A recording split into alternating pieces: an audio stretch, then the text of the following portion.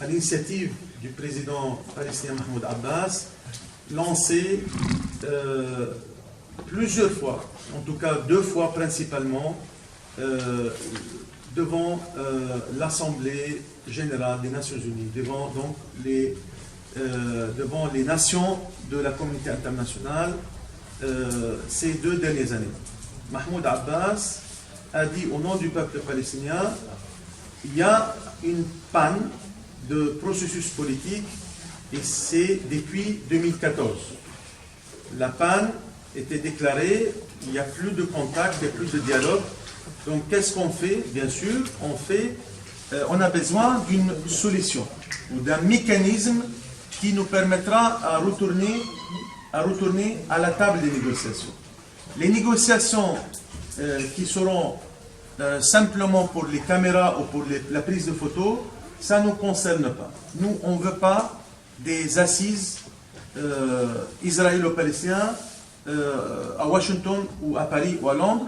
Nous voulons un mécanisme réel, sérieux, qui permettra à reprendre les négociations sur la base du droit international et toutes les résolutions en la matière, et qui permettra à l'État de Palestine de voir le jour, concrètement, dans un calendrier fixe, dans un temps fixe, et donc sur les références de droit international.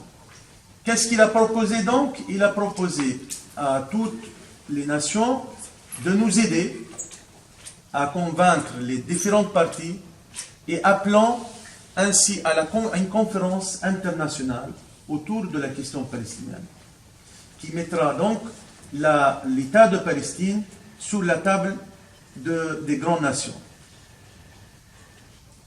En appelant également les Américains, les Quartets, les Russes, les Chinois, tout le monde, et tous ceux qui sont concernés, ils viennent autour de cette table et ils relancent le mécanisme efficace pour mettre fin à cette mascarade, à cette tournure qui traîne depuis la fin de la période intérimaire d'Oslo, c'est-à-dire du 4 mai 1999 à janvier 2000. Là, nous sommes quoi? Nous sommes en train de perdre de temps, de perdre de territoire, d'exposer nos vies à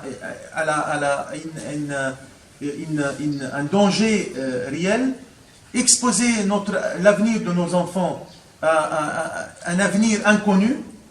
Donc, tout ça doit être tranché par les grandes nations. Les Palestiniens ne peuvent pas obliger Israël ou obliger les alliés à Israël de reconnaître les droits palestiniens par une voie directe.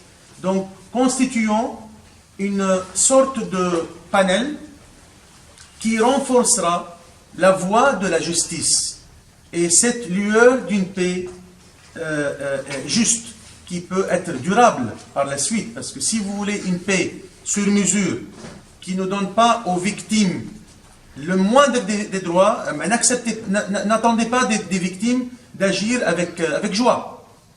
Donc il faut quelque chose qui peut être durable, et ça doit être basé sur les références internationales et pour un calendrier fixe et par un parrainage multiple, que ça soit témoigné par les grandes puissances, où Israël se mettra devant ses responsabilités et agira sous la loi internationale, pas au-dessus de droit international.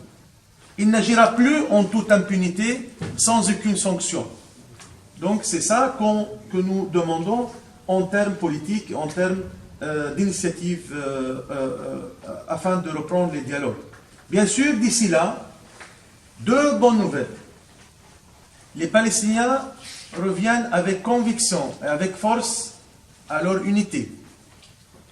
Mahmoud Abbas a appelé les différents, bien sûr, leaders de l'opposition palestinienne. Ils vont se voir très bientôt, peut-être dans les heures à venir. Tous à Gaza, comme ils étaient tous réunis à Ramallah avant-hier. Ils vont encore surmonter tous les obstacles et maintenant penser qu'une seule stratégie de confrontation, de résistance et de lutte nationale contre ce danger que constitue le deal Trump-Netanyahu. Voilà, par l'unité seule et par le droit international, on saura peut-être préserver ce lueur d'espoir et reprendre encore cet